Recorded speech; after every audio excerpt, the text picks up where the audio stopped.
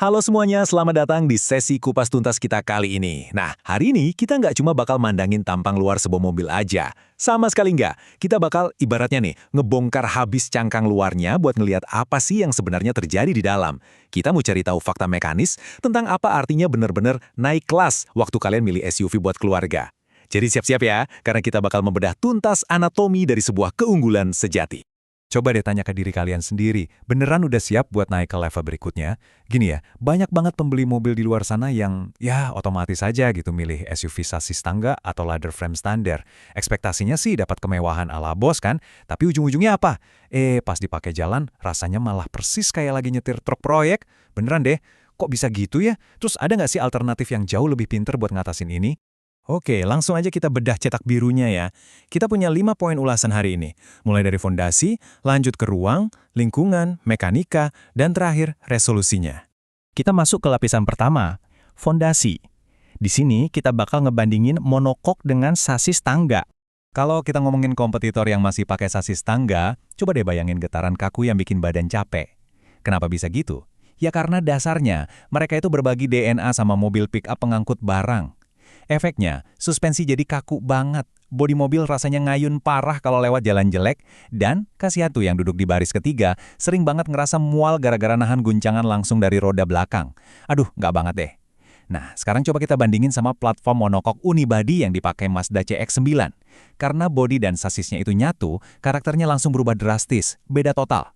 Kalian bakal ngerasain redaman suspensi yang, wah, luar biasa dewasa dan stabil banget di kecepatan tinggi. Serasa lagi bawa sedan mewah berukuran besar, pokoknya kenyamanan penumpang tuh bener-bener jadi prioritas utama di sini.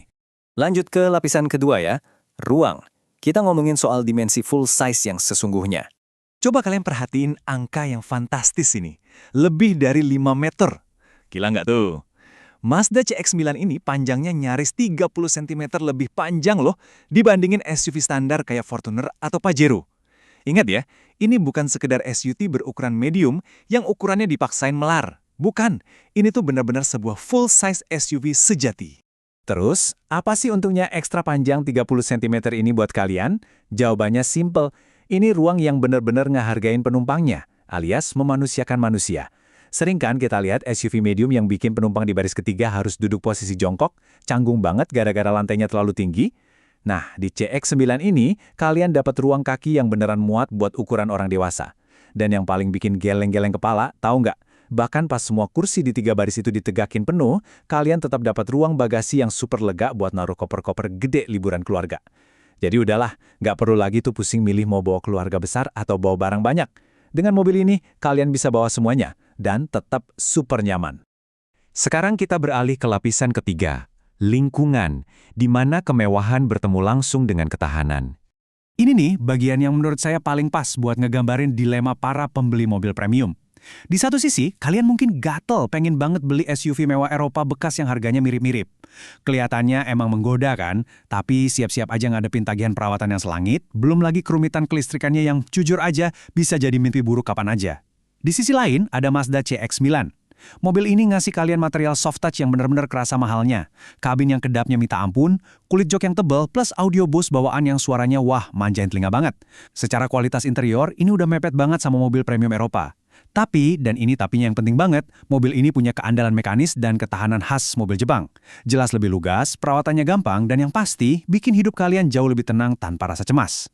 Masuk ke lapisan keempat kita, mekanika. Kita bongkar soal tenaga fisik dan pengendaliannya.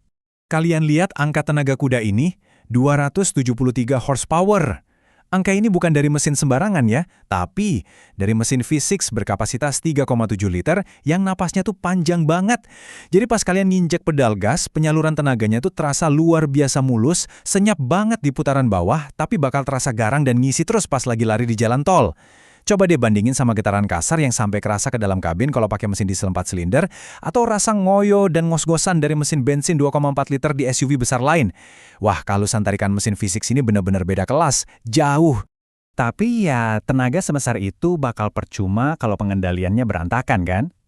Pernah nggak sih nyetir SUV gede, terus setirnya kerasa hambar, mati rasa, pokoknya nggak ada feedback sama sekali dari jalanan? Asli, itu bikin capek banget. Nah, disinilah Mazda masukin filosofi utama mereka, Jinba Itai. Artinya apa? kuda dan penunggangnya bersatu. Hasilnya di jalanan, setir CX-9 ini presisinya luar biasa. Mobilnya kerasa lincah, ngasih koneksi yang mulus antara pengemudi dan jalan, dan anehnya nih, pas lagi manuver, mobil gede ini rasanya jauh lebih ringkas dari dimensi aslinya. Jadi ini bukan cuma mobil yang enak didudukin di belakang sebagai bos, tapi juga mobil yang bener-bener ngasih kesenangan buat disetir sendiri. Kita sampai di lapisan kelima, bagian terakhir nih, resolusi. Jadi SUV mana sih yang sebenarnya paling tepat buat kalian? Inti dari semua ini adalah nyocokin kendaraan dengan kebutuhan real kalian sehari-hari. Nggak salah kok milih SUV sasis tangga, asalkan kalian memang sering banget belusukan, ngelewatin jalanan off-road yang berlumpur parah, butuh ground clearance yang super tinggi, atau kalau kalian ngejar banget iritnya mesin diesel, ya itu emang habitat asli mereka. Tapi, dengerin baik-baik ya. Kalau keseharian kalian itu lebih banyak dihabisin di dalam kota, atau sering meluncur di jalan tol antar kota, kalau kalian nuntut tingkat kenyamanan kayak di sedan premium buat keluarga tercinta, dan kalau kalian butuh interior yang masif, mewah, plus pengen dapat prestis yang lebih tinggi di jalan, ya udah, nggak usah mikir dua kali. Mazda CX-9 adalah pilihan mutlak buat kalian. Pada akhirnya, ini semua bukan cuma sekedar beli mobil yang ukurannya lebih gede ya. Ini tentang keberanian kalian buat menolak kompromi soal kenyamanan keluarga. Ini soal memilih sebuah hasil rekayasa mekanis dan desain yang dari awal emang dibikin buat manjain penumpangnya, bukan sekedar hasil modifikasi dari mobil niaga pengangkut barang. Jadi setelah semua lapisan kebenaran yang udah kita bongkar bareng-bareng hari ini, pertanyaannya sekarang saya kembalikan ke kalian. Udah siap belum sih buat ngelihat lebih dalam dari sekedar tampang luarnya aja dan ngambil keputusan buat benar-benar naikin level pengalaman berkendara kalian? Pilihan ada di tangan kalian.